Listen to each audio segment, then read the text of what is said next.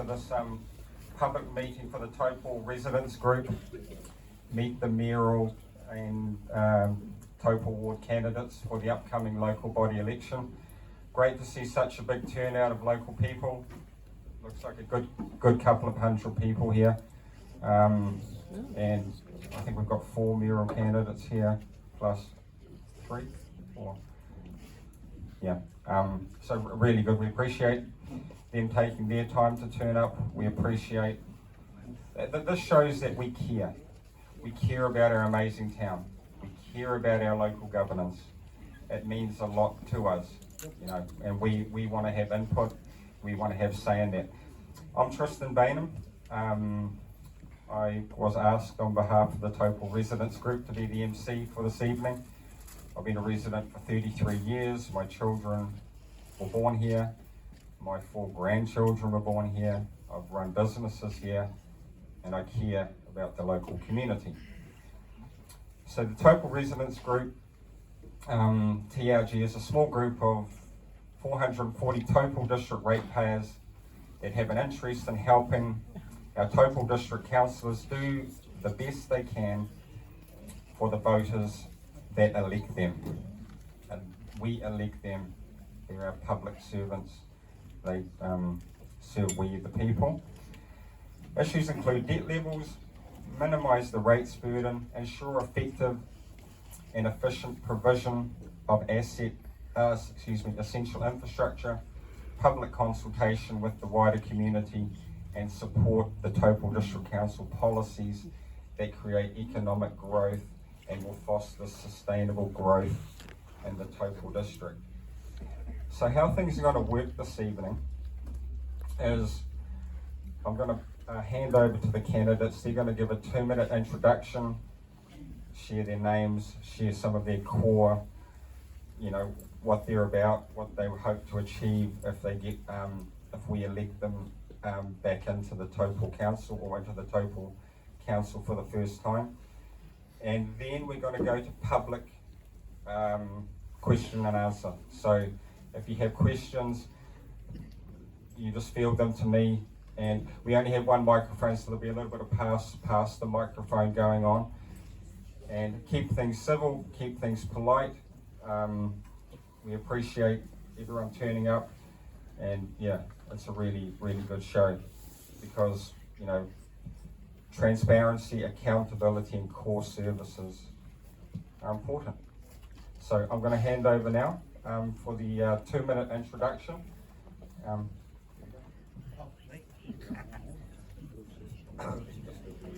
Okay. Good evening, everyone, and thank you, Tristan, for your warm welcome this evening. Thank you to the Taupo Residents Group for officiating or organising this evening. I'd just like to say that it's lovely to see you all. What a fantastic turnout, and I'm very, very impressed by the turnout, that's for sure. Got my glasses on. Thank you for your support over the past 4 terms as Mayor. Previous to serving our district, my background in the roles have been a stock agent, a retail operator and sports administrator, enriched my skill set, I believe, and ability to lead well. Together we have achieved major milestones over the past 3 years, including the modern airport terminal, lakefront upgrade and securing supercars and World Ironman events and so forth. These events helped Taupo earn the title of New Zealand's most beautiful town twice and became a CNN top global destination. The catch cry for this evening is change. But why would you want the change? Why would we want to change? It's stable, calm, and very well respected throughout the country. Along with our AA credit rating, we live in a beautiful district that has been majorly successful with the growth of business, geothermal activity, and industrial land for sale.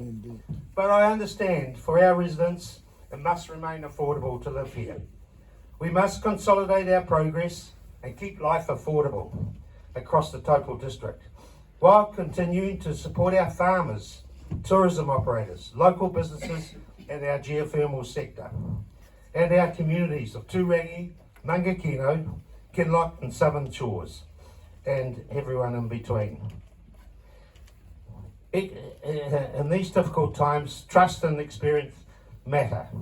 I stand by the proper process and do not make promises I cannot keep. I believe the two most pressing issues are the new bridge over the Waikato River, and we must continue our planning for that and maintaining our beautiful environment. I will not let you down, and I will not leave a job half done. Thank you very much, everyone.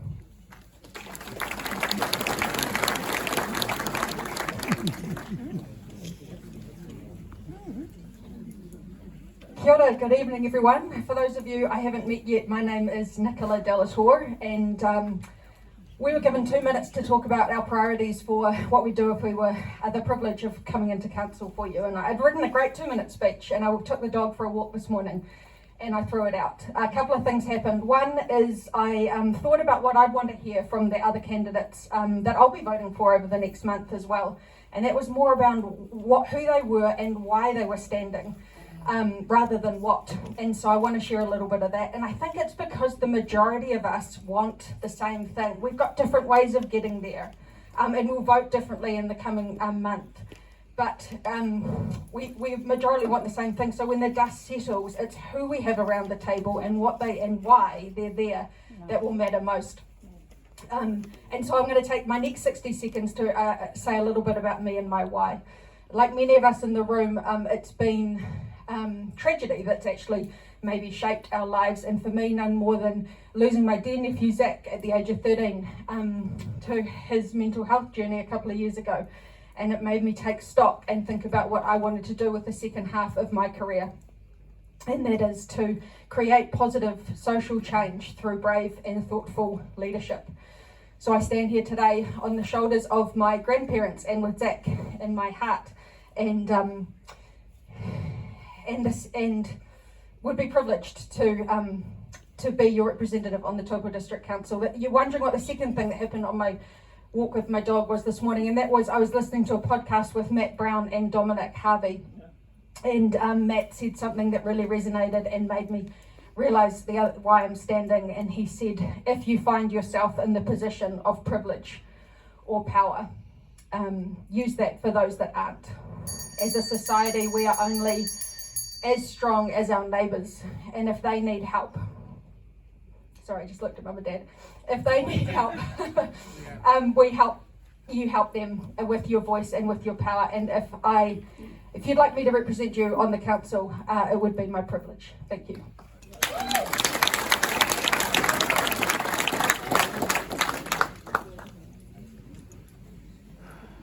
Hello everybody, my name is Rachel Shepherd. Quite a few familiar faces out there and a few people I haven't met, and I'm looking forward to meeting. I am an incumbent. I've just completed my first term as a councillor on the Taupo District Council, and boy was that one heck of an apprenticeship. I've spent the last 3 years learning everything I can possibly learn and understand about local government, and one of the big reasons I've decided to run again is because in actual fact, local government's been in a state of flux for the last, I would say, 6 to 8 years. We've got some very, very challenging times coming our way. Inflation is causing all kinds of issues. We've got the cost of living crisis.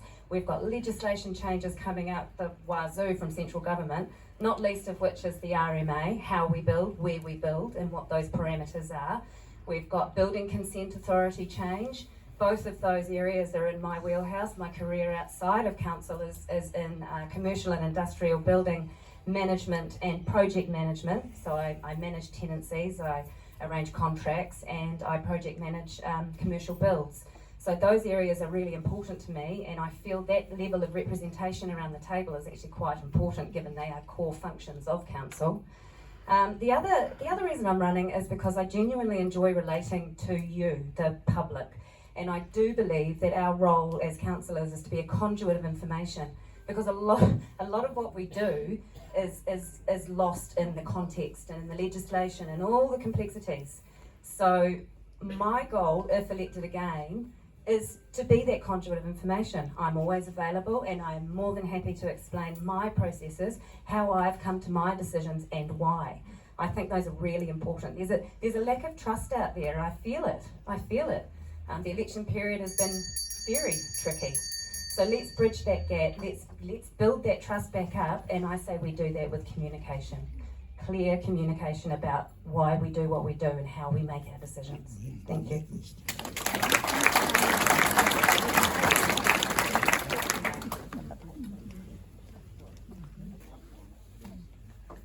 Kia ora koutou. Kia ora koutou katoa.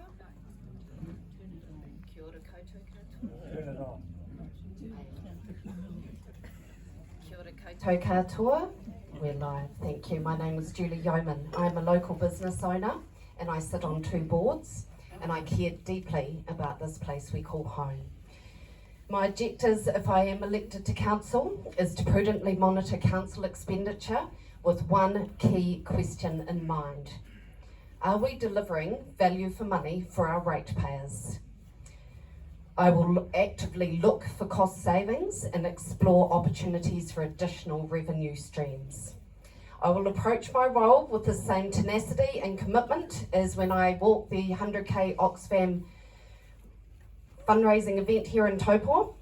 I promise to keep fully informed about council business. My strength lies in my ability to listen and to draw people together. Every choice I make on the council will be guided by one principle, and that is keeping our community at the heart of all we do. I will apply myself specifically to local water done well infrastructure responsibilities, the JMA arrangement, and the critical second bridge project. These areas equate to over 50% of our operational and CapEx spend. I will use my business and analytical skills to test council recommendations. And I will apply my governance and leadership experience to ensure we act constructively and collaboratively, delivering the best outcomes for the future vision of our wonderful district. Ngā mihi nui.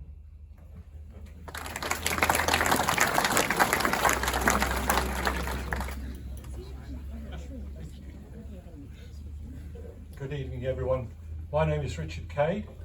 For those who come down to the market every week, I have been there for the last 20 odd years. With my partner, we set up a skincare business where I sell soaps, hand creams and everything else. Unfortunately, she passed away 5 years ago, but I've continued to do it.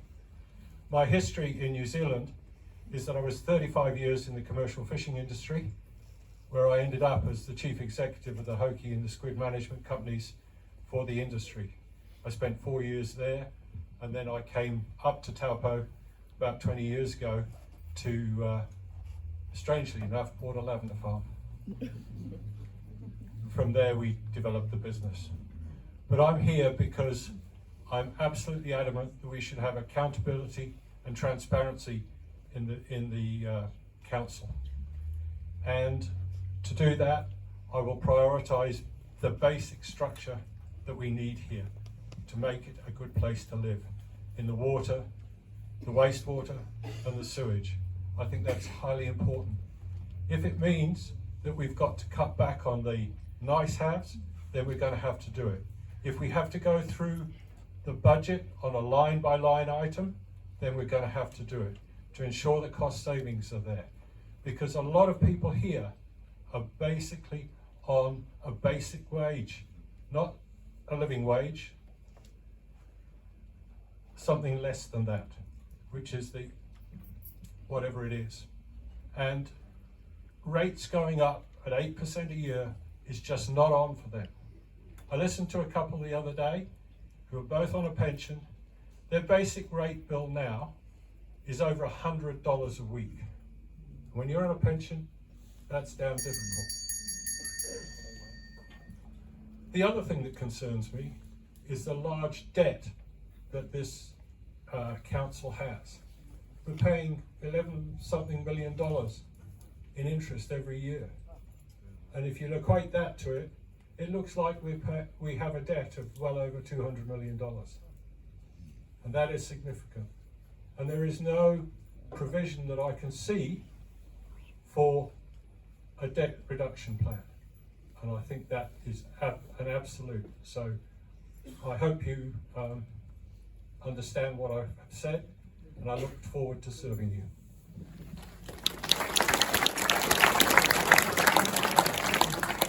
Good evening, my name's Anne Tweedy. It's turned on, I take it. And when I get elected, a bit cheeky, eh? I will advocate getting rates capped at the cost of living index where I feel they should be now. If they'd always been there, we wouldn't be in the situation we're currently in. I'll push back against government agendas and the pressure that's coming down from government. The current JMA, draft JMA, is a prime example of overreach, and that document needs a major overhaul before it goes anywhere and in the public arena. I'm confident to do this job because I've already had time on council. I used to be the representative for the Carweek Award on the Hastings District Council. It's a few years ago now, and I learnt a lot more about roading probably than anything else, but it's a good grounding of what's in front of me. I've attended most of the council's meetings here and in the Nui over the last year to get up to speed with the issues. Water services, water done well, that's been a biggie. Learning all about the JMA and the fact there's actually 4 of them all together, the original one, 3 new ones, and 1 that's on the table. There's a lot of information available on the Taupo District Council website, so if you're interested, go and have a look because it's too much to squeeze into 60 seconds, okay? What else? I will work towards building more trust because, again, we're hearing it everywhere. People have lost faith in council and the system, so we need to mend that. I will listen to you if you've got any issues. I'm getting about 3 to 6 emails a day with questions and things that people want to see change with, and change is definitely what I think we're all asking for here. And I'm happy to listen, I'm happy to be your voice. Now, I'm just going to be repeating myself a little bit here, sorry, but the biggest elephant in the room is the out of control rates. The high rates, I'm very, very concerned with the community for all ages, particularly people like myself who live alone. Makes it very difficult. I'm scared people aren't going to be able to afford to stay in their own homes. We're looking at 150% rate rise across New Zealand inside the next 9 years. The average property will have 135% increase, and that's before we add on the water services, water done well, which we expect to be between 1,500 and 2,000 per property, per person, throughout New Zealand. It's going to be pretty universal. Our council has kept ours local, which is wonderful. And thank you for your time. Any questions, please be in contact.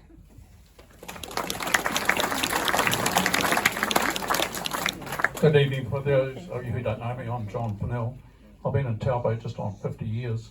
I came to town as a helicopter pilot and had to commence an operation which had been previously shut down due to an accident the pilot had had.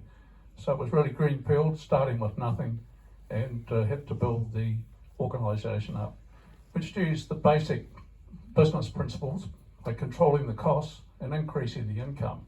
And that's what we need to do at the Taupo District Council. Control the cost as we can by looking at it line by line, deciding what is need to have and what is nice to have. And get back to the core principles of which we should be looking at, which is road, rubbish and water. I know there's a few other things, but they are the core ones that we must have under control. In my process of deciding whether I was going to stand for mayor or not, I've spoken to a lot of people, and one of them was a young mother who had 3 children, and she was living on her own. She said, I'm a solo mum, and I can only work between the hours of 9 and 3, and I've just got my rates bill, and it equates to $80 per week. She said, I don't have that money spare. I'm either going to have to reduce what I give the children in clothing or food, or not pay the rates bill. I said, well, you can ask for some relief, but at the end of the day, they still will want their money. I thought that was pretty much it. I was telling that story to someone else at the hotel just recently. It was an elderly couple, and they said it's not only the young people, it's the old people on the pension, and we are struggling to be able to afford it on the pension. So my experience in commercial experience in starting up companies, and of course the rescue helicopters, we had nothing here, we had no budget, and trying to make an organisation work like that, we were very successful in that we got Taupo going, then asked to go to Waikato and put a helicopter in there, and one in Palmerston and one in Tauranga. And that, the basic principles again of controlling the cost, maximising the income. Thank you for the opportunity of listening to me. I am available 24/7, It's been the story of my life. You can ring me anytime. It's not hard to find my number. Most people will know of me. Feel free to call me.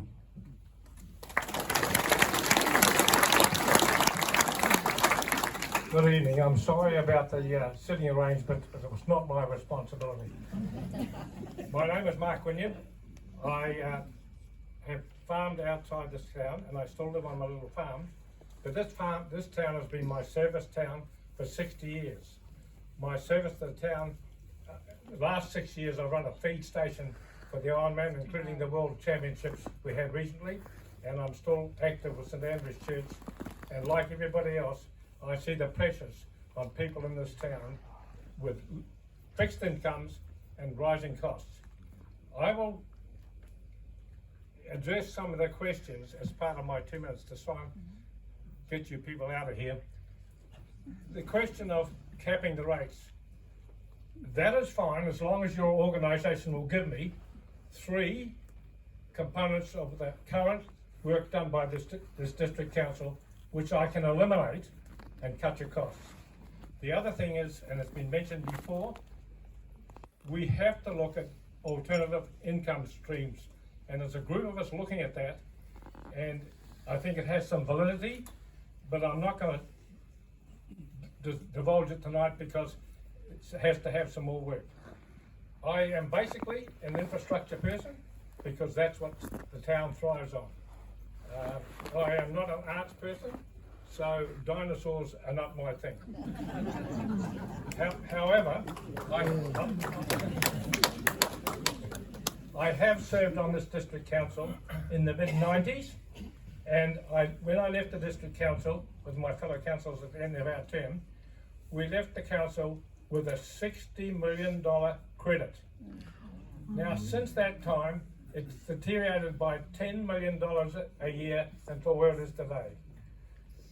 And regrettably, they used some of that $60 million to try and top off the rates. Is my time up, is it? Yeah. Okay, fine. Well, thank you very much.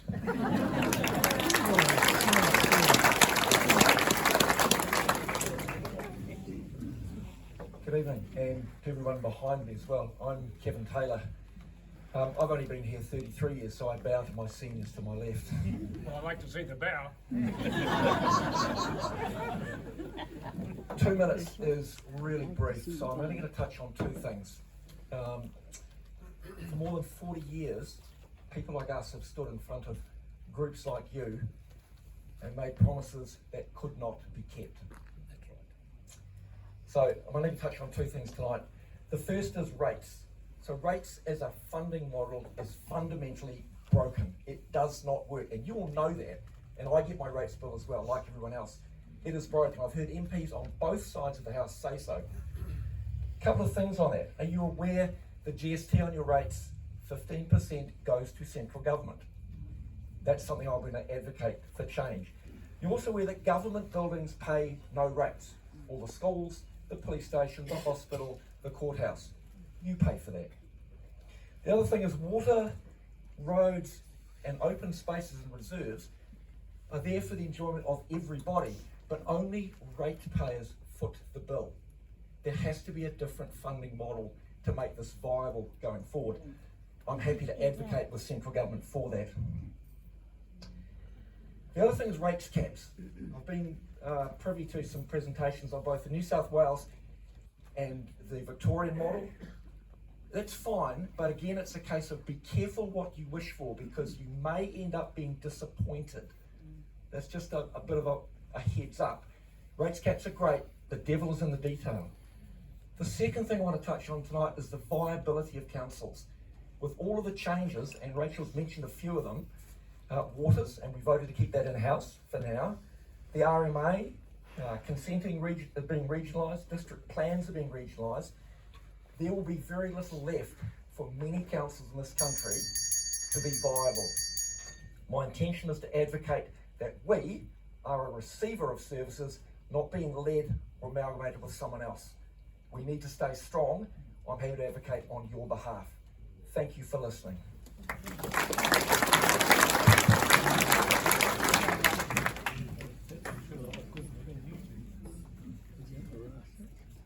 Kia ora tātou, my name's Steve Mananui. What are my guiding principles as I go on this journey? A couple of things, and Kevin alluded to it, is balance. So fostering sustainable growth in our community by supporting our businesses, industry, tourism, while managing essential infrastructure. This is the balance piece, alongside housing, rental prices, education, and community services. Supporting our council, but making sure that their operations are efficient and forward-thinking. Representation, guaranteeing that all the diverse voices from within our community are heard through transparent and collaborative communication. And with that, I will be an advocate for equity versus equality. Who am I? I'm active in our community. I participate in events in the business sector, have a proven record of charitable support through our family businesses. I'm on the Tauhara College board. Professional experience. I'm an expert in emergency management, procurement and budgeting, infrastructure and project management, tourism, stakeholder and iwi engagement. And thirdly, personal commitment. I'm of Ngāti Tūwharetua Whakapapa, but I'm standing on the general ward because I want to represent the whole community. I'm a father, and I'd like to make a commitment to give back to our community so that our future generations can continue to thrive. Challenges for us in the short term, navigating our way out of this economic decline, once again by supporting business, tourism industry, while managing growth, and in the long term I think sustainability. So stakeholder relationships, forward planning on environmental issues to protect our lake. Yeah, so that's me, Steve.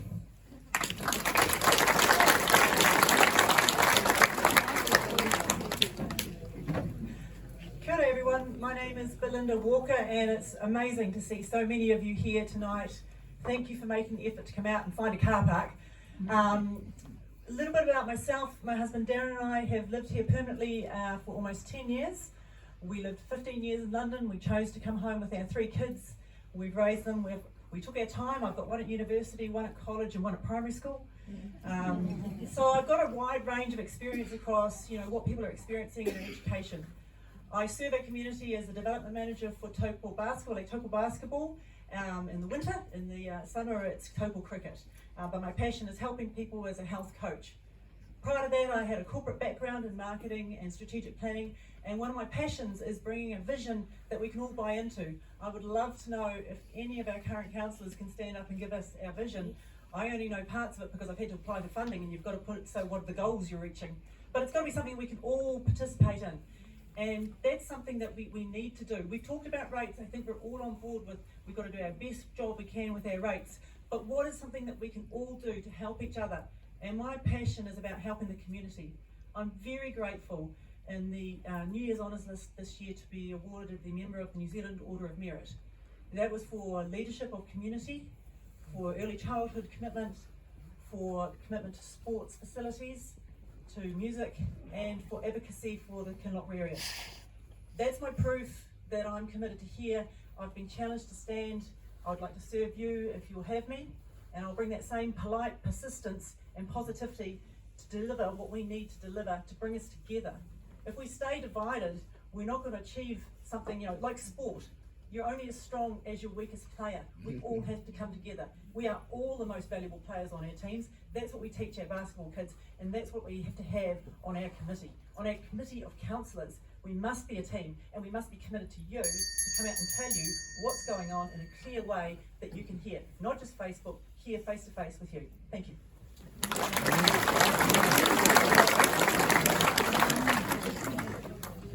Good evening. I actually thought we might be just presenting to a couple of empty bar leaners, but it seems we've got a good crowd on tonight, so thank you everyone for coming out. There's never been a more pressing time for real and accountable change within our Taupo district. As we look forward to 2026 and beyond, ask yourself, has your current council been accountable? Have they respected your money? Have they understood your needs? Have they communicated with you openly? My name is Zane Cousins, and I've been a part of this district all my life, and I'm standing for the mayoralty in 2025. I know this district, I know its people. I've grown successful businesses here. I understand its past, I understand its challenges, and what we can do. Who am I? I'm a hard-working individual. I'm aspirational. I have energy, I have drive, and I have vision. I'm a great networker. I'm a man of action. I get things done. Why am I standing now? Because for the last 12 years, we've had leadership that has been waning. We've had some poor financial decisions made, and at times council has bordered on dysfunction.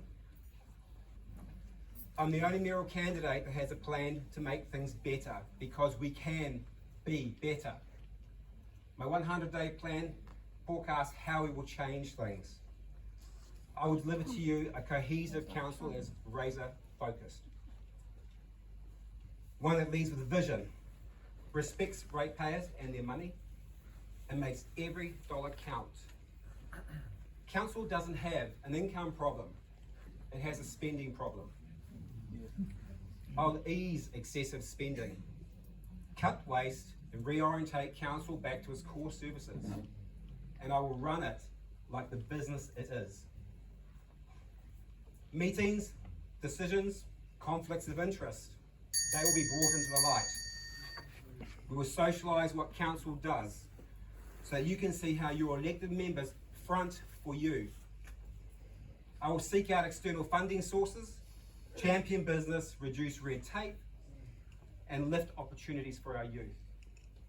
I'll be visible, transparent, and front foot every decision we make. In 2025, this is not about looking 40 years into the past. I'm looking 20 years into the future, and how we are all going to get there together. This October, you can vote the same to get the same, or you can vote for change and vote for Zane. Thank you.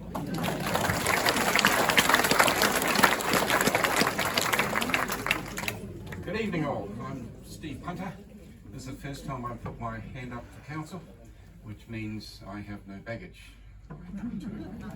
I come to it clean, so I'm not affiliated to any particular group. I should have written this bigger, but hang on a minute. So I've been serving on community boards for 35 years now, all of them not-for-profit. So I know how money is hard to get hold of, and it needs to be miserly spent, all right? So I have a good financial, responsibility, and that's what I'll be looking for. Rate caps, you can't do that until you know exactly where the money is going out. So if anybody's promising a rate cap tonight, I don't know where they're getting that from. But we need to know where the money is going. As Zane has said, I agree with that, and then we can start figuring out what to do. I've been in human resources for 35 years as well, which is why I look the way I do. I work in mediation, conflict resolution, employment law, so I'm all about bringing people together and solving people problems. I do know a little bit about infrastructure, enough to be dangerous. So the boards I'm currently on is Coast Guard Lake Taupo, the Employment Law Institute, and the New Zealand Association of Training and Development, but I've been on lots of boards over my life. So I know how boards are supposed to work, and council is just another board. So my objectives, I hope I get time, bring 35 years of board experience and skills to the table, and work for collaboration, or at least compromise. I can work with compromise. Collaboration is better, but compromise will do around the table. All right? Quickly learn the history of council decisions. Once again, you can't go roaring in if you don't know what the background was, so that my input and contribution will be as informed as possible. I will keep the interests of the residents at the forefront in the decisions that I contribute to make. I'll do what I can to ensure the financial of the financial viability of Taupo, with a particular focus on debt reduction. $200 million worth of debt, the interest is crippling. And I will work to motivate people to be interested in what council is and does, to promote transparency, which I think has been missing recently, and make it harder for interested groups to have undue influence. And that's me. Thank you.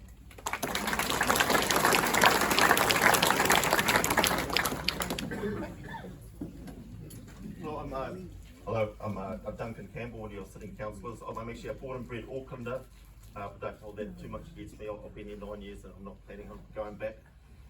My three priorities are: first, restore democracy; second, take back control of council.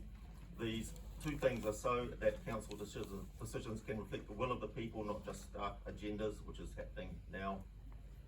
And thirdly, cap rates to inflation. And how can we do that, you ask? Well, I'm no financial genius, but squeezing money out of ratepayers every year so that retirees can't afford to live in their own homes is not a sustainable way of doing things. So we simply can't afford not to cap rates to inflation. I don't think we can rely on governments to do that properly, because they come and go. I believe it needs to become a default voter expectation. As one of your current councillors, I reckon that I've demonstrated I'm not afraid to stand apart when something doesn't stack up, even under pressure and with the odds against me. I bring both my technical background as a practicing civil engineer and a backbone to challenge poor decisions and push for better ones. Value for money infrastructure is something I'm big on, and also weighing up the consequences of not doing something. I don't think that is done enough around here. Apart from all that, I see the biggest issue we are facing around here is trust. People have lost faith that council, the council works for them, and they are right. Right now, council isn't working for them, it's off doing its own thing. I think that JMA non-decision is an example of that. If we can rebuild that trust by listening and being transparent, then I believe we can tackle the rest of the challenges together and rebuild a council that actually works for the people. As part of that transparency, I have a website, duncandostaupo.com. Come and have a look at my regular updates if you're interested in more.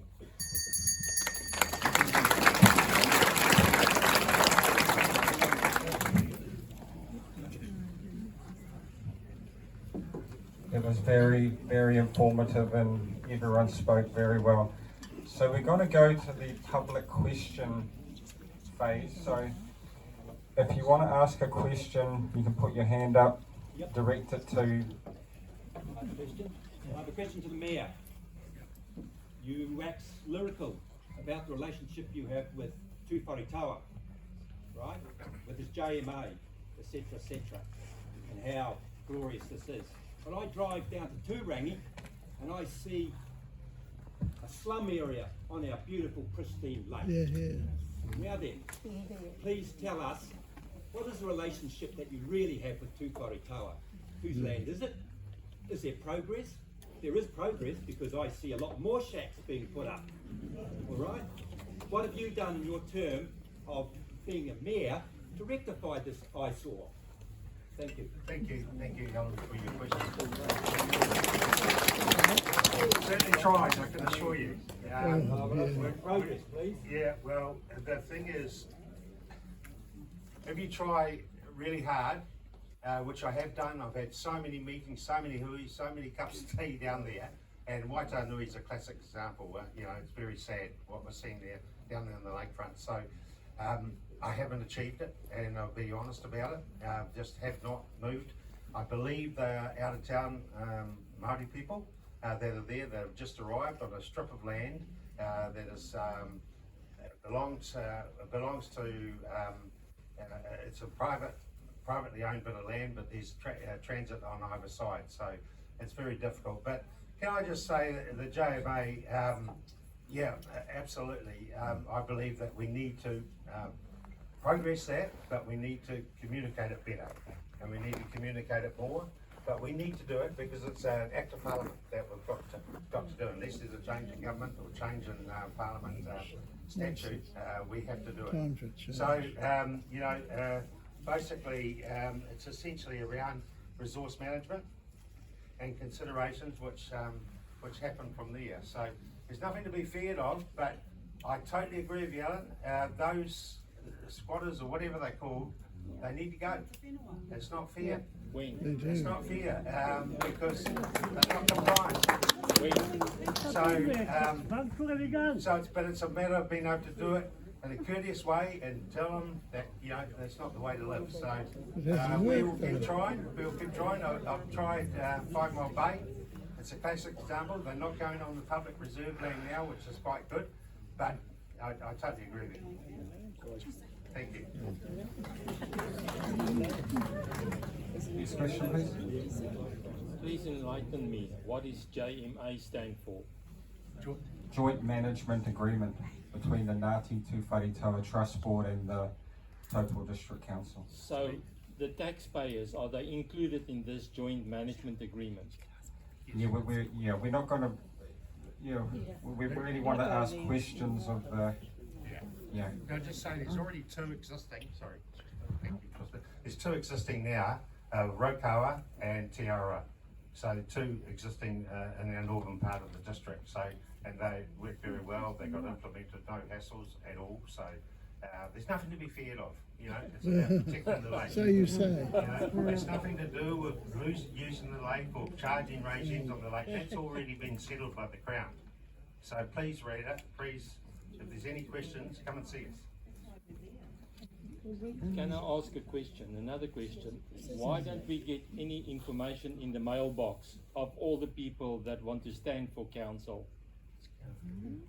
I'm getting there. Where do you live? I did a poll on a Taupo community Facebook page, and I said I have these great postcards, and if you have no junk mail or no advertising mail put on your letterbox, would you still like to receive these as your democratic right to hear about who's running for council? And 70% said no, do not put it in my letterbox. So I have not been putting it in those letterboxes, but I have them here tonight. You could let me know your address. Yeah, it was on Facebook. 70% on Facebook. 70% on Facebook. Yeah, but that's the only, it's just an example. It's the only way I've got of asking people, right? So luckily for you, I have them here tonight, and for everyone else that would like to grab one, but they won't be going in people's letterboxes because some people deem it as junk mail or advertising.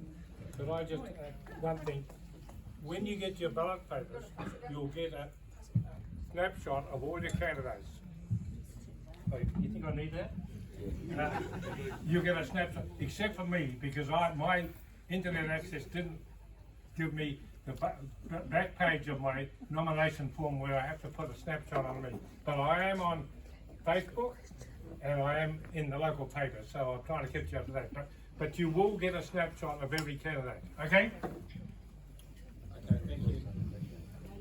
Yeah, I think there's actually going to be something delivered that has all of the candidates and it comes from the council. I brought flyers with me if anybody wants to find out more about me. I've brought plenty along. Yeah, I believe something is going to be going out to all of the Taupo residents with the with all of the details and a little bit of an explanation about what the candidates are standing for. Yep. And a video, also a video. And when is that coming out? Videos this week. The video's coming out this week. Yeah. Okay, we have a question here. I've been attending council meetings now for 10 years and I've heard none of the... 10 years of attending the council meetings.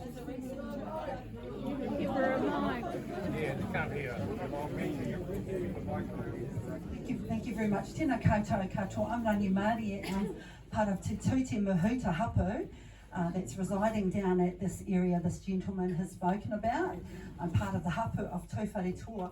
My question to all of these candidates tonight, I haven't heard anyone mention about the parent company of all councils in New Zealand being owned by the NZLG. Did you know that all councils in New Zealand are owned by a parent company, which is the NZLG? To recover our debt here, we need to bring the board here for questioning and find out what they have done with all the rates money. So I'd just like to ask that question. Will you do something about that if you're in office? Thank you very much.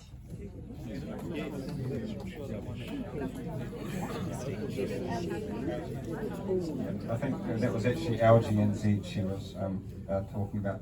Okay, question?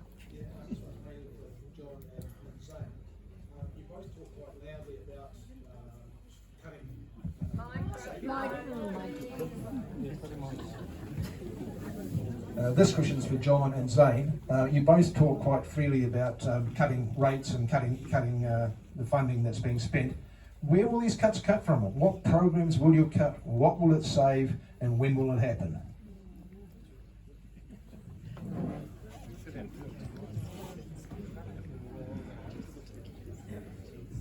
To answer your question, until we get in there and have a look at the detail, we're not going to know what we're going to cut. But one thing I can tell you, the Mayor's credit card account will be cut.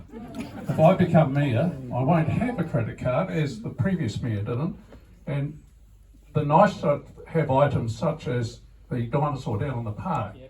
It's done great advertising for Taupo. It has been good, but it's a considerable cost to the ratepayer. And that's just an example of the nice to have things that I've been speaking about. Here, here. So then, take that again. I probably take I agree with what's been said, but there's other ways. Just to give you some numbers, since 2015, our population has grown by 15%. That's fantastic. It shows we're heading in the right direction. But staffing numbers at council have grown by 30% over that time. That's okay. You can take that. There's some good people in council. This is not a slight against them at all. But we need to look at what it's costing us. So the wages over that 10-year period have risen by 72%. They were 20 million, they're now 34 million. They will top out in 3 years at $42 million. Our staffing numbers have gone from 320 to 409. That's a cause for concern. There are other things we can be looking at. Flying costs down to local government New Zealand conferences. Have you ever heard of Council Mark? It's an organisation set up by government to compare councils against other councils for service delivery. We pay for that. We have to think smarter and cut the cloth accordingly. There are already things we can do, but it will take a majority of 7 within council to make those changes. So when you vote this year, it's very important that you vote the right people in. Thank you.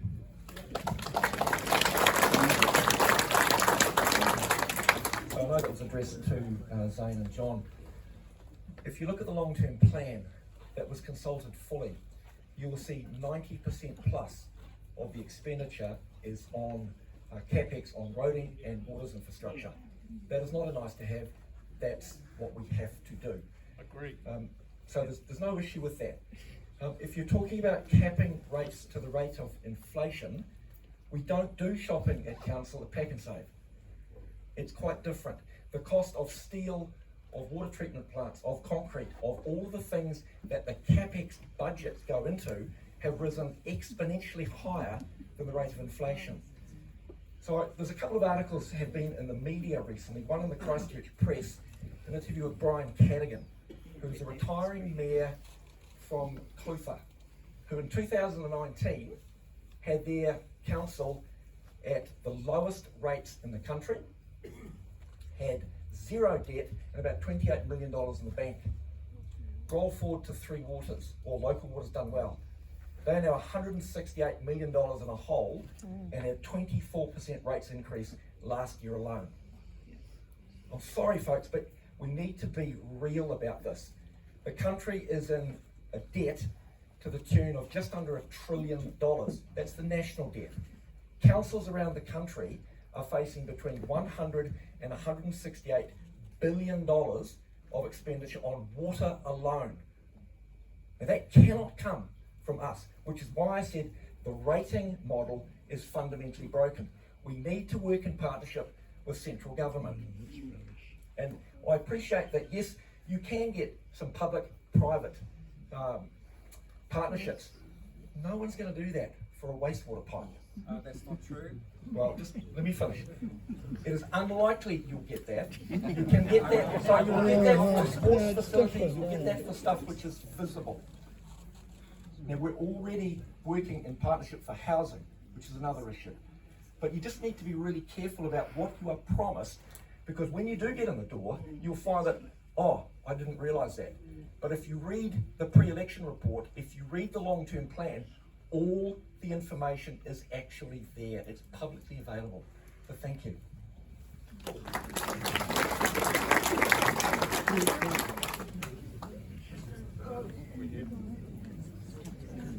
Question back here. already on the council. He's going for mayor. He's Hey guys, the way I see it is the information's not getting through to us. The information's not getting through to us. They're looking at the age of the people around here, and I'm in there with you. You know, put your hands up. Who's on Facebook? Oh, it must be only me that's not on. So you get the drift, eh? The information's not getting through. Would anyone like to comment on that, the information not getting through? I would propose that on a regular basis, town hall meetings are held around our district. I agree that not everyone is on social media, and our communication needs to change. So I suggest town hall meetings around the district. For those who are online, I'll create what's called a council dashboard. Every 3 months, I'll post things online which will show things like how many building consents have been issued, what our current debt level is, which is $237 million, by the way, and also other things like governance, how your elected members have attended meetings and how they have voted, so that you can be informed about every decision that council is making. I totally agree with you.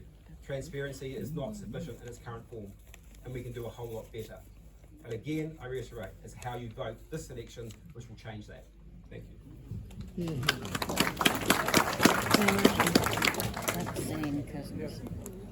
Can somebody tell me how much we're spending on road management and traffic cones when $3 million a year? Road management and traffic cones? Yeah, how much are we spending?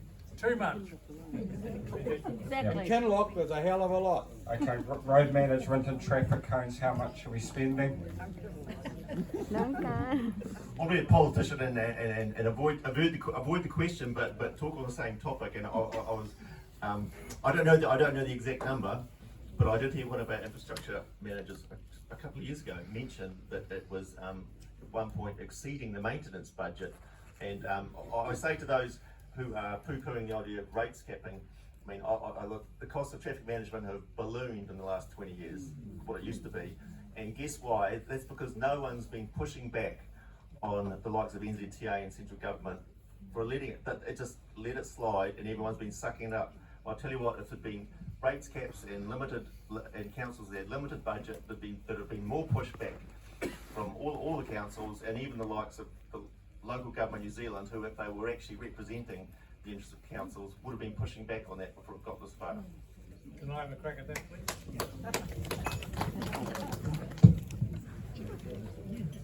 No. It is utterly ridiculous. I agree with you. I have one small solution which should add to our cash flow. When there are cones and signs about a hazard, when that hazard is rectified, if those cones and signs, every day they stay there when the hazard is not there, we'll flick them for $1,000 a day. Because a lot of the stuff stays out long after it's used by day.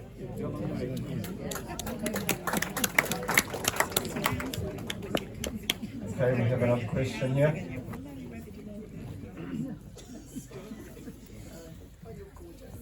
I just want Hello. to say that you're worried about bloody toes and the cats that don't have toes, and you're worried about the company car. You know, it's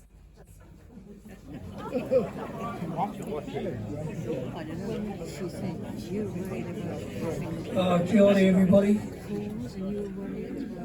My name's David Livingstone. Some call me Doctor. I'm half Māori, half Scotsman, so don't try and pinch anything off me or get me to pay for anything. Okay, so I only just come for a little look tonight, and it's been very interesting to hear the kōrero tonight.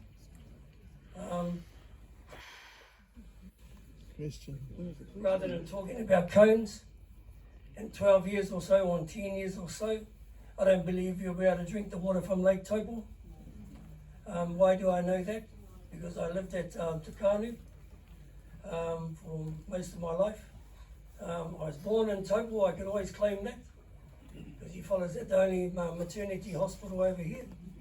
And my mum and dad were just honest people. He was the first electrician in Turangi. But what's that got to do with the price of fish? Hey. Yeah. The water that you fellas are drinking is not up to standard, whether you like it or not. The truth is the truth. I've been moaning about council for years, various things, about down in our Turangi ward, Turangi Tōmerero, about various things. But one thing we can't muck around with, and that is the water.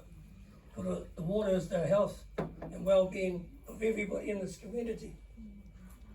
Rather than slipping everything under the table, it's about time councillors stood up and recognised there's an issue down our end. Bring your kids and your family down to Brecksmere Lodge and to the old Takanu Wharf, jump in the water there, and guess what they're going to get? They're going to get out and they'll be scratching. Now that's not a good look for our tourism down there. That's not a good look for our tourism down there. So that's why I'm going to join council. That's why I'm hoping from tonight, as a group of friends, that we can actually do something rather about fight about what the government says here, this says here, that says here. It's about time we all came together as one. When my dad was here in 1958, hey, he crashed into the swamp with my mum, by the way, and out popped my older brother and my sister and me. I was the third pop out. That was a good crash. But you know what, eh? Just a practical man, but you can see things are going wrong. You can see things are going wrong, and that's because. Question? Yeah, what are you doing about the water? Tell us. What are you doing about the water? Before they did the sewage plant down here beside the lake, there was a report done on the water quality, all right, by CSIR or whatever. It'll be in the archives somewhere, okay? And it was outspoken about what is the pollutant in the lake, right? Is it the runoff? Is it the nitrogen? Is it Campylobacteria? Is it from human waste? And do you know what they pinpointed? The rotting pine needles, mate. Pine needles are the biggest polluter of our lake. It's not humans after all. I'll finish with this. Thanks, mate. I'll finish with this. Who owns the pine trees? It's E. coli. It's E. coli. 256 units. I'm not sure if it's per mil or per whatever, in the water down at Takanu Wharf and down the southern end of Lake Taupo. Now that is enough for anybody who knows water to actually stand up and ask what the hell I know. Thank you. Okay. Any more questions? Just a couple of misconceptions, or just want to clear up. The $200 million debt, or 230, what is the current thing, we only borrow money to build stuff. We don't borrow money to buy the groceries or anything like that. So just, and 100 million of that, David Livingston, Dave, 100 million of that's gone to water projects. So that's how we borrow money. And we actually borrow it off ourselves, and we borrow most of it from the local government funding agency, which we're a shareholder of, and we get it about 2%. So it's very low interest rate. So I just want to just clear up. We don't borrow money to buy the groceries. We're just going to move on, David. Yeah.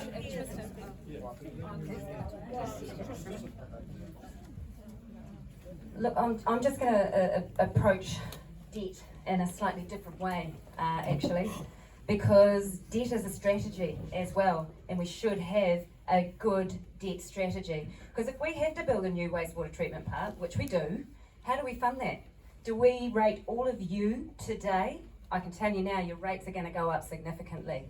But if we're able to debt fund, so borrow the money and capitalise over the life of that asset, it shares the cost out amongst multiple generations of ratepayers who get the benefit of that infrastructure. So it does need to be carefully managed, but a good debt strategy is going to save you, the ratepayers. Okay,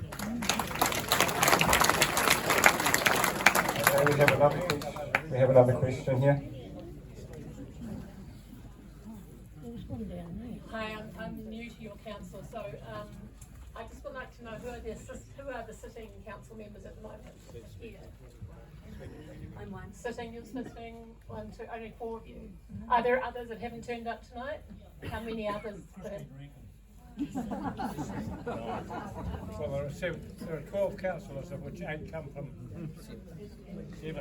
7 come from the Taupo town. And there's only 4 of you here. Yes. There are only 2 missing.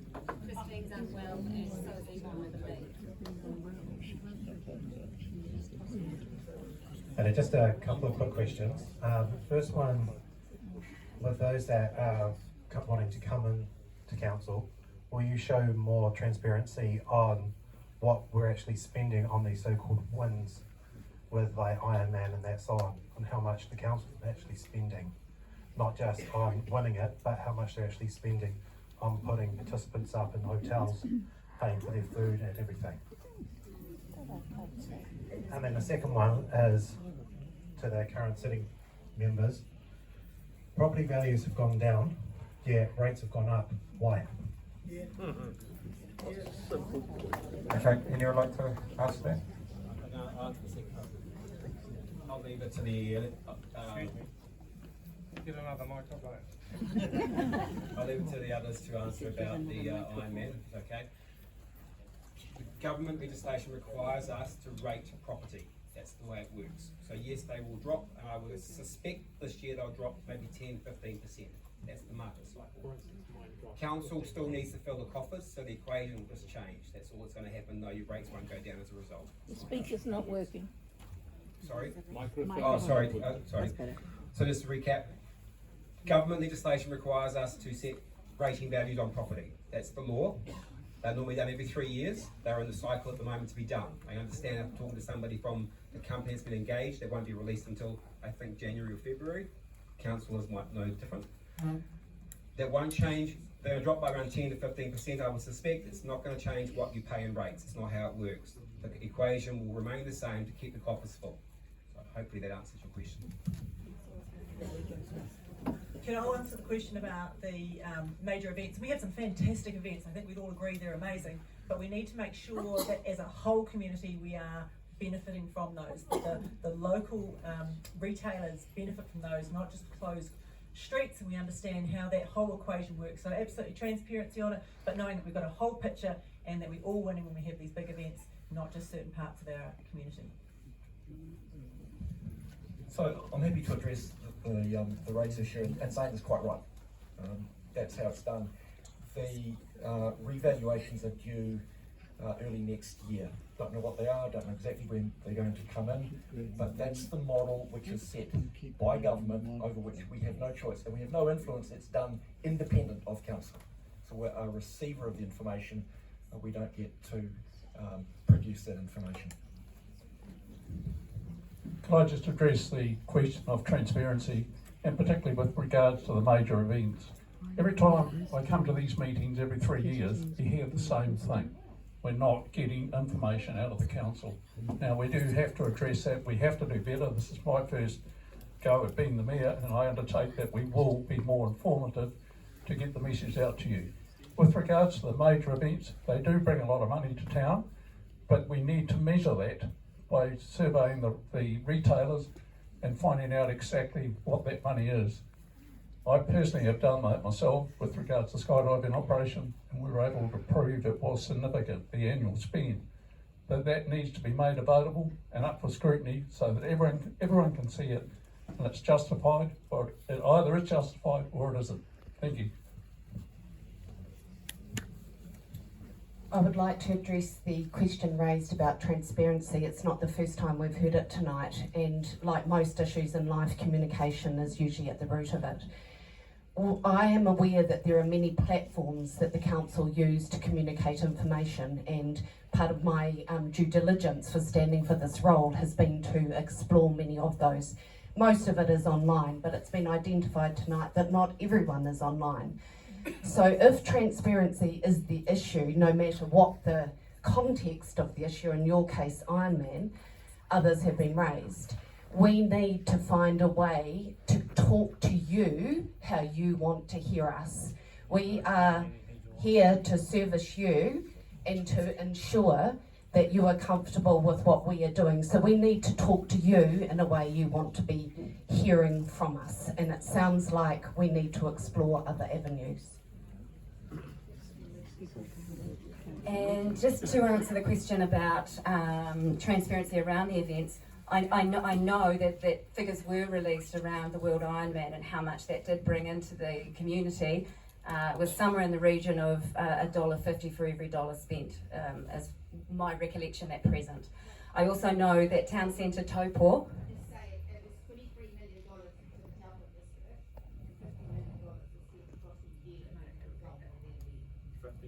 yeah, 23 million, sorry, say that again?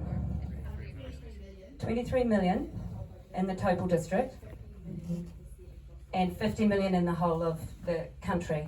And Town Centre Taupo did actually survey the retailers to see what the credit card and EFTPOS spend was, and they did do particularly well. That is all released, but as Julie's touched on, a lot of it is online. Council website, if you sign up with an email address, you can get a weekly email that shows you what's going on in council, and along with that is resource consent applications and so on. So there's a lot of information out there. It's just, I guess, understanding where it is and understanding how you want to receive that information. So, bit of work to do. Thank you. Yeah, and I've got a question. For the transparency, accountability and communication, we don't want to be told, we want to be involved in things. Who here was involved in our local dump going cashless? Did anyone here get the memo from the council that the dump was no longer going to receive our cash? No. Well, you were told? You were involved? You were involved? Because I felt like I was told it's going cashless. I sent a letter to the mayor, to all the councillors, the deputy mayor, asking who made the decision about why the dump's gone cashless. We know they want to go cashless, central bank digital currency. We know that's part of a bigger picture. No one answered me. No one got back to me and said, I made the decision. This is why. They said it was based on safety. I spoke to the people working there. They said they've never had an issue with feeling threatened due to having a little cash, because that limits a lot of people. It limits some people, but it's legal tender. Where was our consultation whether we wanted that? So, anyone like to answer that question? This young lady here's got her hand up. Yep. It'd be nice to hear from somebody. I'll give it back after it. I'll give it to you after it. Yeah. We were told as well. It was not a council decision. It was an operational decision. We found out about the same time you did. From staff. It was an operational decision, not a councillor decision around the table. The staff. No, so not our staff. We have, as a council, one staff member, and that is the CEO. There is a very clear delineation between operational decisions and governance decisions for very good reasons. That particular decision was made by staff. It was an operational decision. It was not discussed at the council table. But council set policy. It was your staff. Excuse? Not our staff. Yeah. The staff that the CEO employs on your behalf. They made the decision. So what'd you do about it? Give this lady a crack at it. Kia ora. This is a question to all of you, starting with the Mayor, please.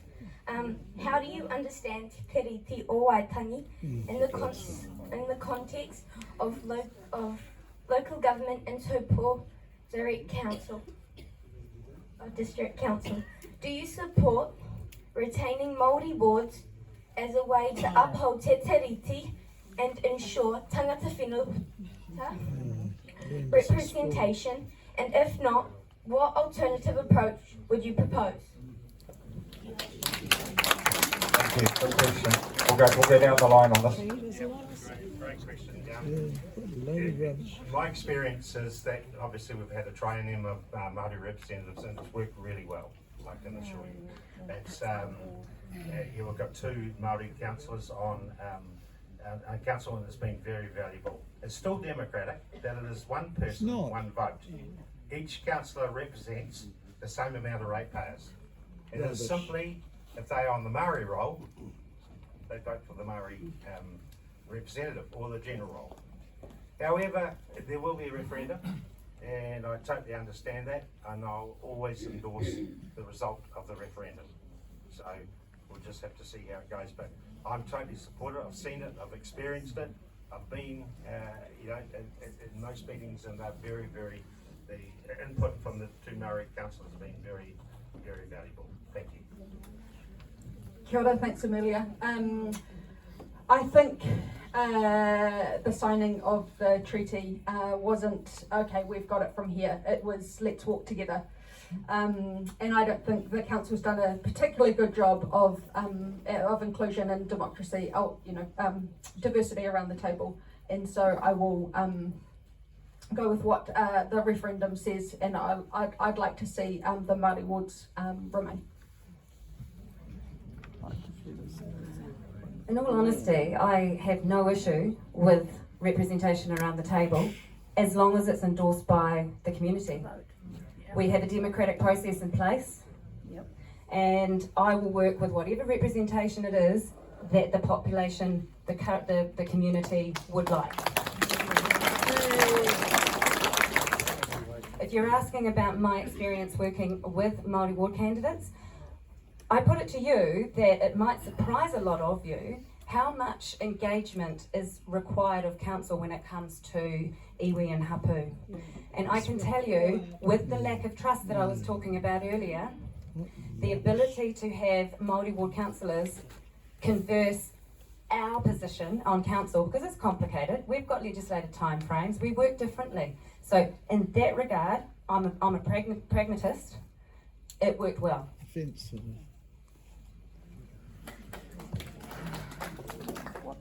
I will accept the decision of the referendum that is voted for by our members of the community. I believe that the reason for which the Māori wards were instigated were valid. I endorse what has been said so far about effectiveness and what I understand has taken place around our own council table. And I believe in a journey of fair representation. And if there comes a point, if the referendum says yes, those Māori ward seats remain for 2 more trienniums, and then it is reconsidered in 6 years' time. So if anyone wasn't aware of that, if we make the decision yes, we'll keep them, that decision stands for 2 election periods, and then it is reviewed again. Kia ora. Perhaps I'm going to answer this in a very different way. I believe that we should look for the very best people to sit on the council. It doesn't matter, quite honestly to me, whether they're male or female, what colour they are, what race they are, or what creed they are. But they have to be the very best. If you get that, and the people who stand for council, you could find that the whole council is made up of Maori. You could find that there's more than 2 seats that are Maori. But you have to start from the premise, get the best people. And if you get the best people, you'll get the best results.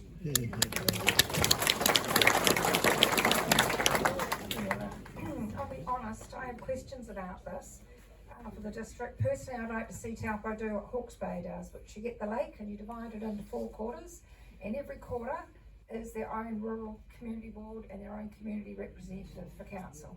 There's a lot of corners in our area from Mangakino down to Kurotau that aren't very well represented, and it's very easy to get it out of balance. And at the end of the day, you're voting, please vote, and you get to say in the referendum whether you want to keep it or don't keep it. And whatever people decide, then that's what we all go with. Okay, thank you. As far as I'm aware, I'm the only person standing that has come out right from the very start and put in writing that I was voting no to Mayoral wards. The reason for that is it causes too much anguish in the community, and I believe we should be allowing everyone to stand and not have separate wards, so that because it disadvantages the Maoris. From what I can see is that they can only have 2 voices at the table, whereas if they stand in the general ward, like Steve is, that potentially they will have 7 people, plus probably a mayor. If they wanted to, they could have 8 there. It's more even representation of the community. I know I don't look like it, but I'm Pal Maori. I would like the local iwi to get their act together. What John said, the local iwi constitutes 24% of the population in our district. Closer to the microphone. Oh, sorry. The local iwi constitutes 24% of the population in our district. Now, if they got their act together, reinforcing what John said, they could have at least 3 members on council, and they could materially affect the mayor that governs us in this town. I believe that the Maori wards actually diminish the mana of the Maori people involved.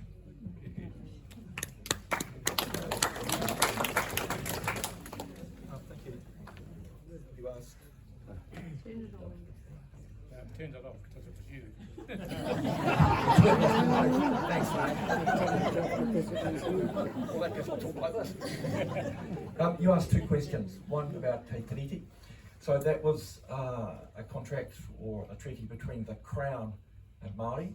Council is not the Crown, but we are an extension of the Crown by legislation. Council is a creature of legislation. The Local Government Act specifies that quite clearly. In terms of Māori wards, I'm conscious that there are diverse views. There are polarising views on this. And there will be a wide variety of views here, from completely anti to totally for, and I'm really not sure in the middle. So for me, I'm in favour of them. They work well for us. And you're also conscious that there is a referendum. That's how democracy works. You all get to have your say. So have your say. And whatever the outcome of that is, like I say, we'll abide by it. We have no choice, but I will respect that and work accordingly. So thank you.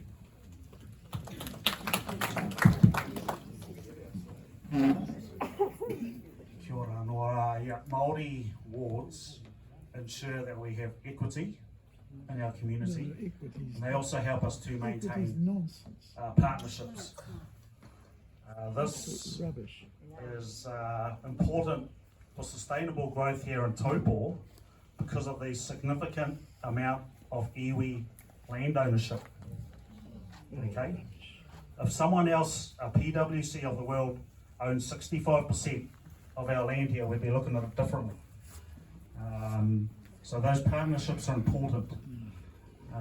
That being said, I am standing on the general ward because I want to represent the whole community. Should be able to live together here, people. Okay.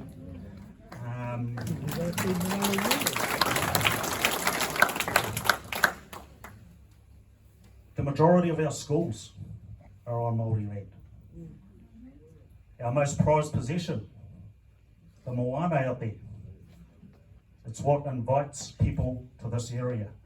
Okay. So obviously there's a referendum. Wherever that lands, we'll support it, because I also believe in democracy. But it's about representation, equity, and partnerships.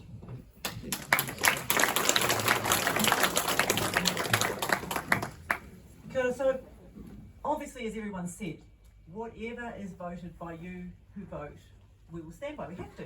So please vote. Whatever you do, just vote. My personal belief is that if we have more different voices around the table, we will get a different result. So if you want a different result, I'm going to vote for them. I was present at the representation review about 6 years ago, and I had concerns that would Māori wards represent all Māori people, because we assume that all Māori people think the same, and they don't. I was worried about the Pōkāni people at Mount Kingo, who was going to look after them, for Tūwharetoa representatives to look after them, speak for them. Because they're a smaller population who don't have familial ties with Tūwharetoa. They don't. So I have concerns about that. There is a referendum on the 11th of October, and I will honour whatever the result is from that. Because I'm a leader. And leaders do not divide, they unite. Thank you.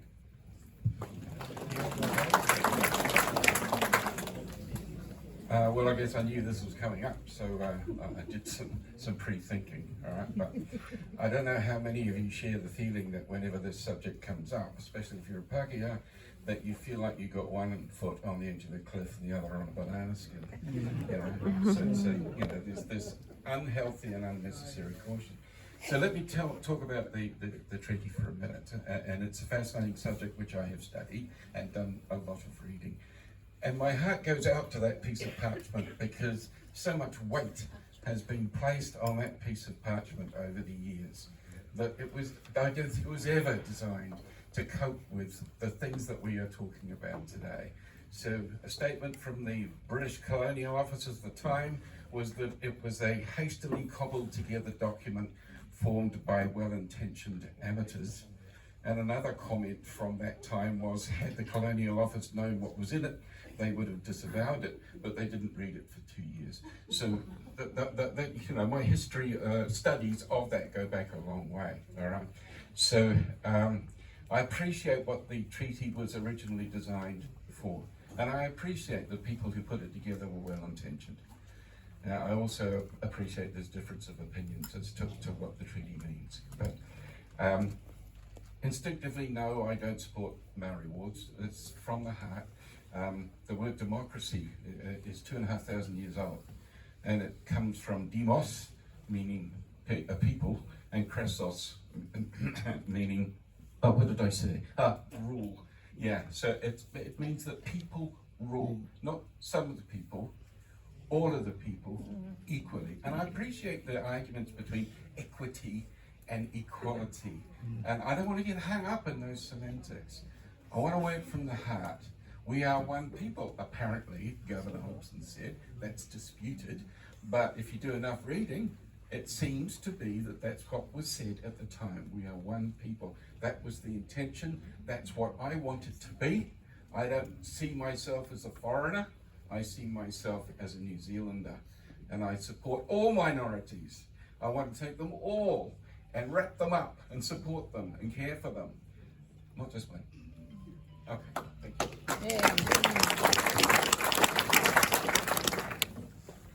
Yeah, that's a hard act to follow, that one. No, yes, instinctively I don't support Māori wards at this point in time. I'm still open to reason, but to date I've not seen any compelling reasons or arguments why they do result in better outcomes or even result in better representation. And the Rotorua mayor is on record bemoaning the fact after they introduced Māori wards that it actually resulted in less Māori representatives on their committees. So I'm still open to reason, and I'm still waiting for the compelling arguments, including those put forth by the councillors here who did vote it for it to happen here. That's my short answer to that. The point was made by land ownership. I don't think land ownership or wealth equates or should equate to democratic representation. Actually, that's not what democracy is about. By brief analogy, if Elon Musk came and bought up half the territory around here, I mean, he wouldn't be getting his own ward and representatives here just because of that. But anyway, look, the question was asked, what a better solution? A better solution actually would be if everyone could get off their bums and actually vote and care about who they vote for, then this wouldn't even be a question. That's what I think.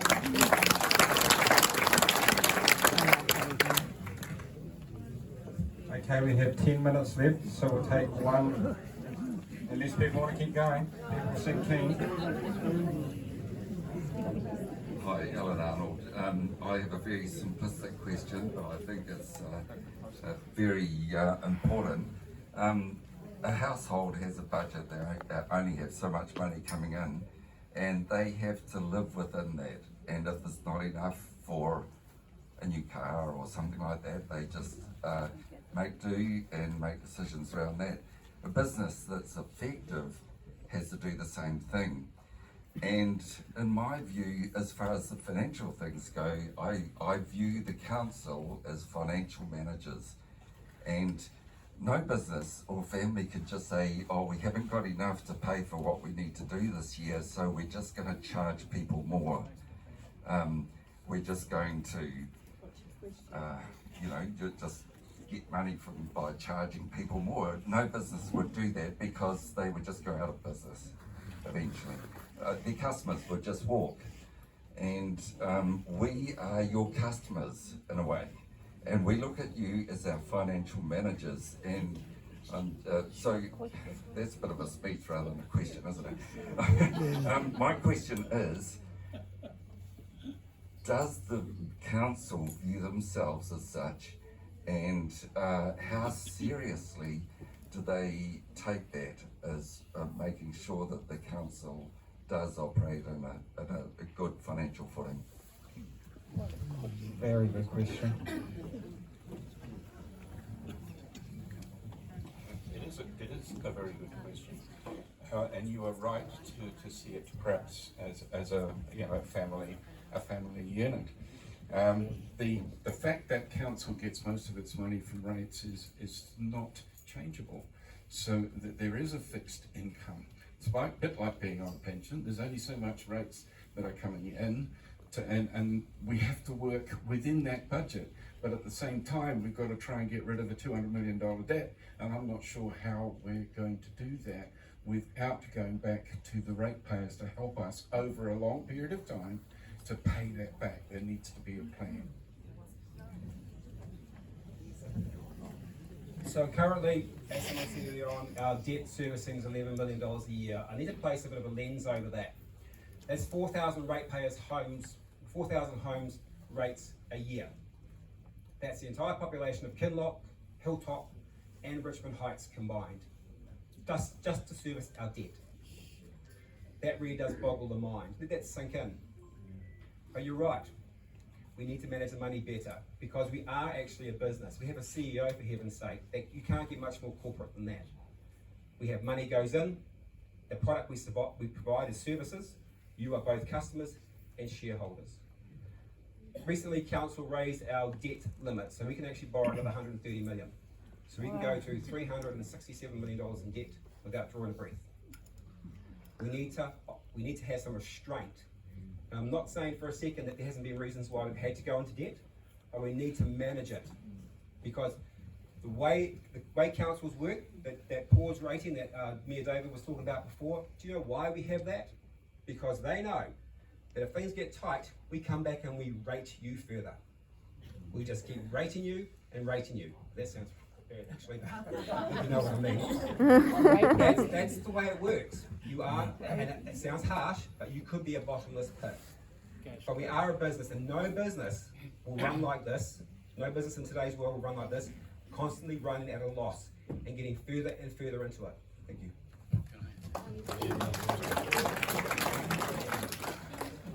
I'd like to challenge something a little bit different. I'd like to challenge all of our mayoral candidates to show us how much they can increase in income. We've got a benefit concert up here for some young families, and I'm going to challenge them. We've got auctions between every act, and I'd like to say 4 o'clock till 6 o'clock on Saturday, front up, bring the item that you're going to auction and show us how much money you can raise for those families. Oh, we're going to bring the auction item. Oh, or we can provide you with an item. We've got items already. I'm not you can my choose. dad off. We couldn't have him up on Friday. So your dad, isn't it? Yeah, my dad. Yeah, he's like. Look, the issue of debt is a serious one. But you need to couple that with what we are compelled to spend money on. Now, I said before around rates as a funding model is broken. And I said before there are a lot of councils that are going to struggle to exist. Now, not far from here, there is a council which has no debt headroom, has tens of millions of dollars worth of expenditure. They have no choice but to spend, and their rates are already too expensive. So local government in New Zealand is at a crossroads. So 3 years from now, the structure of local government in this country will be different to what it is now. Now, the government have not said we're going to amalgamate. but read between the lines. All of the changes that are occurring are pointing in one direction only. And that's why I said before, we need to be really careful as a community that we remain in the driving seat so your local voice does not get swept away. In terms of debt, absolutely. But the choice is, when you have to spend money, you either raise debt and pay it off incrementally, or you hike your rates so much so, we all have to leave, me included. So those are the harsh realities. I'm sorry there's no sugar-coated simple answer to this, but those are the realities that we face. No one who's currently on council sat there and went, let's just hike it up a bit more. We consulted with the long-term plan on 8.3% for this current year. In 3 years' time, dropping to about 5.4, I think it is. You can check it in the long-term plan. It is gradually reducing. To come within 0.1% of that with the inflationary pressures that have occurred, I'm sorry, is an example of fiscal management. It is happening. I know you don't appreciate that, but I'm sorry, there is no simple answer to this. Rachel. Kevin, I disagree. There is simple answers, and this is like a business. We have to streamline it and get it working more cost effectively and efficiently. And some of the things we can do to increase the income is to get more ratepayers in town. And to do that, we need to make the process of building houses and businesses simpler and straightforward.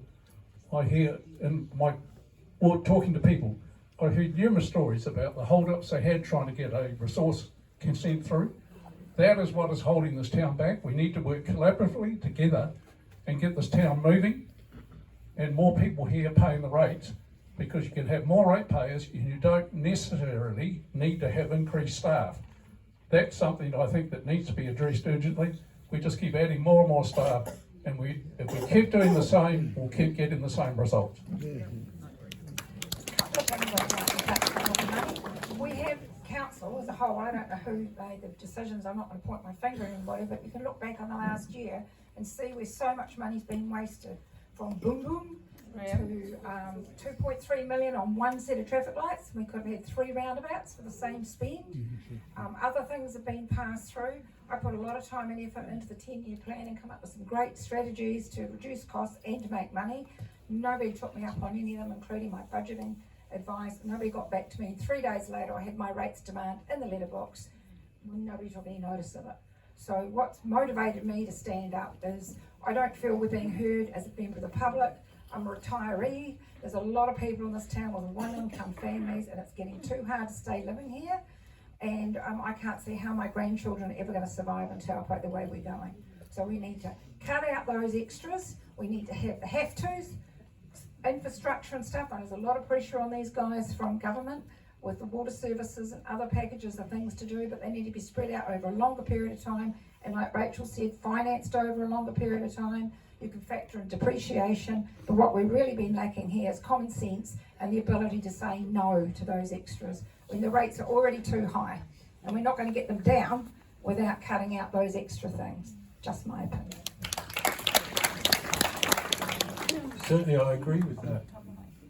But one of the problems we face now is the lack of action that's happened in previous years. Everyone's put it in a too hard basket. You know, it's incredible. We've got a water problem. Oh, well, we won't actually deal with it. We'll just leave it. And slowly but surely, the price escalates. And if we'd sat down and done something about it, it wouldn't be where it is today. So if we don't do it now, it's going to be 4 times more expensive in later years. And that's what we'll have to wear. There are a few key things that put councils under pressure. One is debt, yes. Another is a requirement to upgrade infrastructure, and the other is inflation. Now, household inflation increases on average over the last 5 years, cumulative, because remember it is a cumulative figure, 26.5%. Your household costs have gone up in the last 5 years. Construction inflation is a different measure. That's gone up in the same period, 44%. Civil inflation has gone up, so the cost of building a bridge has gone up 18%. We're on a hiding to nothing to try and keep these rates down if we are only focusing on ratepayers. Now, there's no quick fix. We do have to be fiscally more responsible, and I can tell you now, not one person up here is running for council because they want to put your rates up. I don't want to put my own rates up. We have gone through line by line. We did. We cut an awful lot to keep it at 8.3%, given what we've had to spend on infrastructure. And it's not because we've delayed it. Our council's actually in a pretty good position in terms of infrastructure, which is why most of the councils in the country, in the region, wanted to partner with us. We managed to stay on our own for local waters done well because we've got sufficient debt headroom, and because our infrastructure was actually in a pretty good place. The main reason why we've got such a lot to do is because we've got so many different connections that we have to upgrade. So, gentleman who asked the question. Supplementary question. Hang on. Let me ask you a question. If your household budget gets so tight, what is it that you're going to cut? Are you going to choose between whether you have meat for dinner one night and a vegetarian because it's the next night? Because that's the sort of decision making that we'll have to make if we're to cut rates when we've got inflationary pressures, legislative pressures that we've got. So what services would you be okay with us cutting? We could close the pools for 4 days a week. We could mow fewer lawns, more, you know. Those are the questions that we will get to Get rid of the if things dinosaurs. carry on the way that they are. So just in answer to that, I would cut the number of children that I was feeding. In other words, sorry, what was that? You asked me a question, I'd cut the number of children I was feeding. No, that was 10 days. So one day, What I'm getting at is, I mean, it's tough. a statistic given here about the increase in the number of staff and the salary budget, and that's something So just on the staff numbers, there's been a lot of talk about staff numbers tonight, and yes, they are getting high, but the old story, if you cut the staff, we've got to cut services, we've got to close the AC staff services. So no one wants that, do they? No one wants that at all. So we just manage the staff that we've got to do the operational. Now my job is, as mayor and the councillors, is to push the CEO as hard as possible to get the production out of those staff. So that's what we're doing every week, I can assure you. So just to let you know, if staff costs are a direct operational cost which affect your rates, they could be cut. If we cut the services, stop mowing the lawns or whatever, you know, so it's a catch-22 situation. So, thank you. I think having staff that work sufficiently and to a high standard is important, like the private sector have. This is a very simple question. The big black building that is up in town, I believe is rented by the council. I would like to know how much it's costing us ratepayers to pay for those floors that you are renting. How much is the rent for the building? And how much? 1.27 per year, per annum? Okay, so it's, you want to? Yeah. So I think approximately 1.2. Thank you for your question. And we've gone from renting or leasing 7 buildings to 1. So the productivity of that activity is so much. For twice the money. Everyone together. So yeah, it's a commercial rent, and we understand that, and we know that, but it's a lot more productive having everyone together. So, Why didn't you rebuild where you were? it's a whole long story that we haven't quite got to, but there was asbestos issues and It all sorts wasn't of a lot of asbestos. That's right. It's all documented. It's all the reports in there. So you're most welcome to have a look at it. I can send them to you. Don't let them have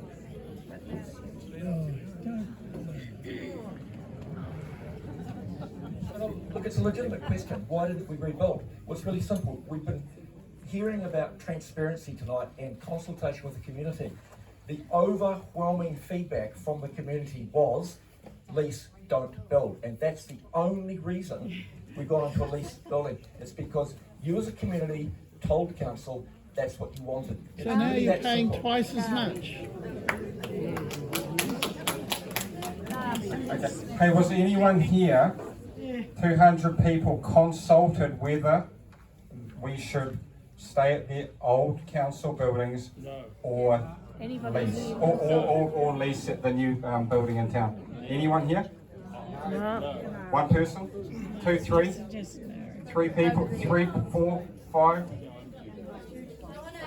So yeah, okay.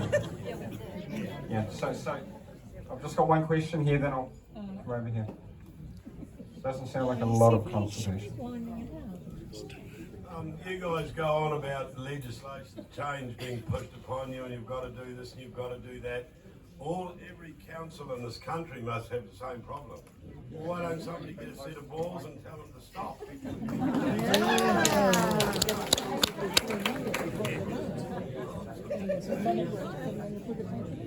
Okay, any other? Okay. Yeah, like why doesn't everybody get up, all your guys up in council together around the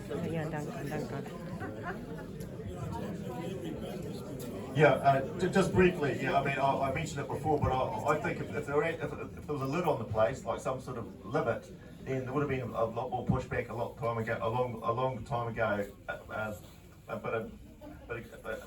But there hasn't been, so we've just been squeezing it out of the ratepayers to pay for it.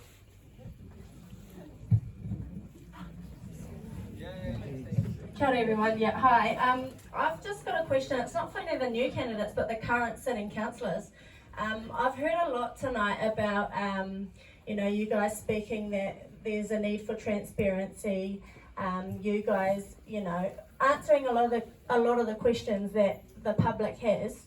But my question is, why has it taken you for this Meet the Candidates event to answer the questions that we've all been asking the last 4 years? Like, these are not questions. No, hang on, Rachel. These are not questions.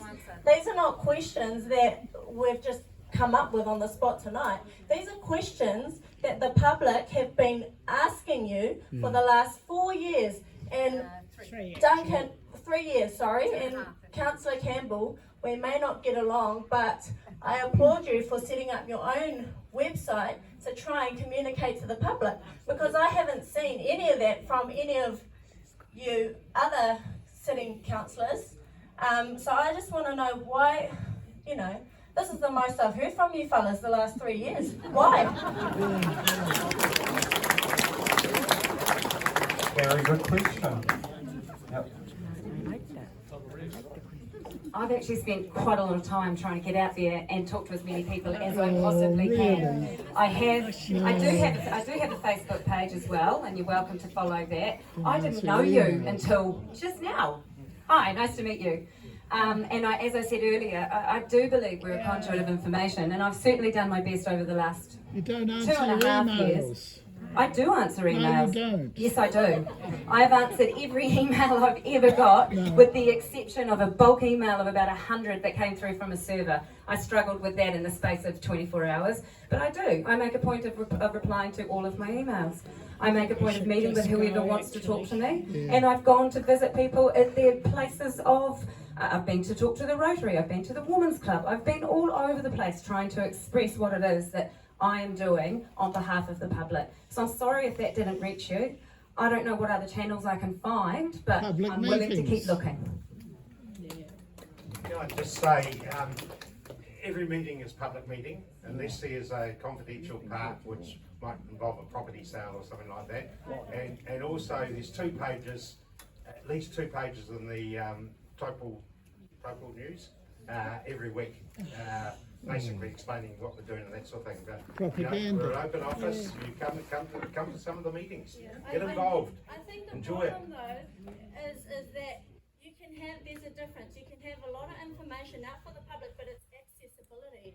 How will we make let's be real, some people don't even have the gas to travel to the council building to come and speak to you. Some people don't even have access to internet. Somebody don't even know how to work their phone, let alone, so it's a point of, there's transparency, but then there's accessibility, and I think that's what's needed is accessibility to information. Well, all I say is all our numbers are publicly available on the website. Just ring us anytime.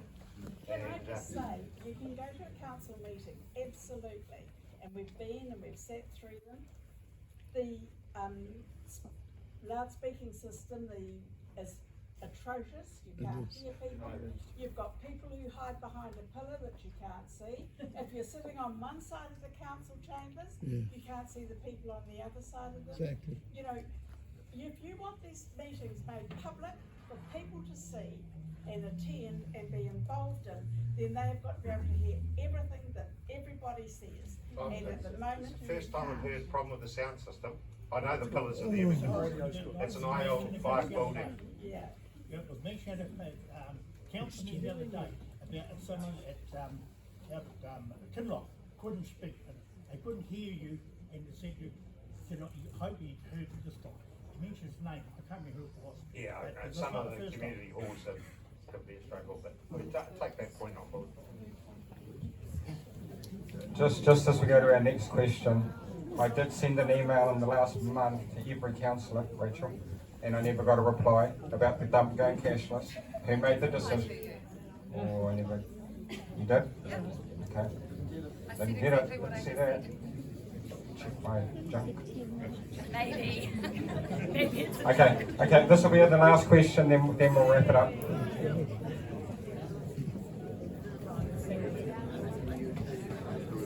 I just have one question for you. As a Taupo ratepayer, do you get to vote for the councillors? Yes.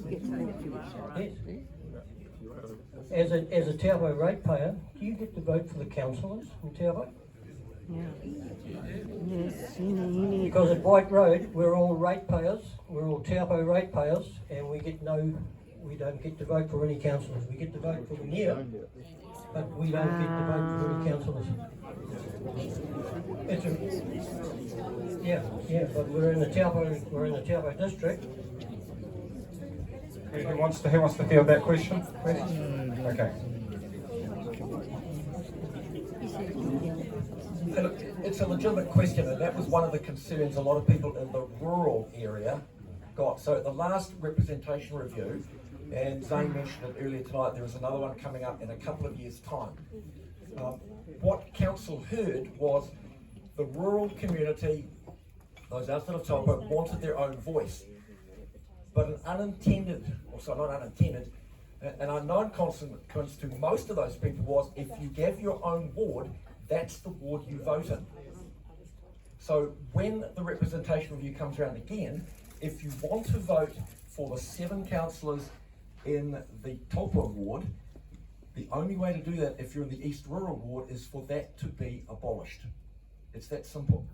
So that's how the ward system works. It's in response to the questions and the pressure from people living rurally that we had that system.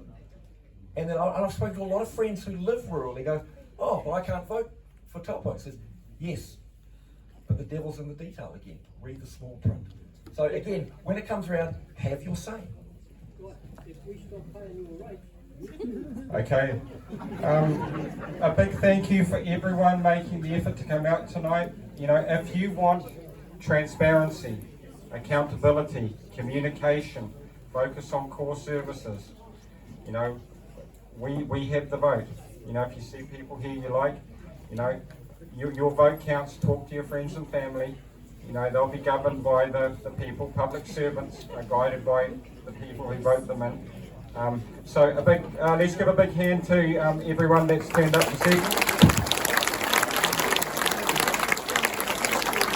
And thank you for the very good questions and safe travels home. Thank you very much.